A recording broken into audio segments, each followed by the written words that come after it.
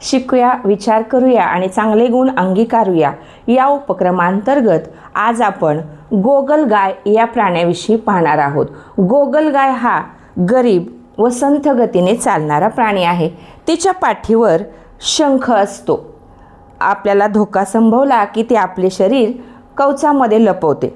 गोगलगाय ही दलदलीच्या प्रदेशात आढळते, म्हणजे शेतात, बागेत गोगलगाय आपल्याला पाहायला मिळते। गोगलगाय हा छोटासा गरीब प्राणी आपल्याला असा संदेश देतो की गती कितीही संथ असली तरी प्रयत्न मात्र सातत्याने केले तर आपण ध्येय नक्की गाठू शकतो। गोगलगाय हा छोटासा प्राणी आपल्याला असा बोध देतो, याच्याकडून आपल्याला असा बोध घ्यायचा आहे की गोगलगाय आपल्या पाठीवर शंखाचं ओझं घेऊन चालते, पण चालणं थांबवत नाही।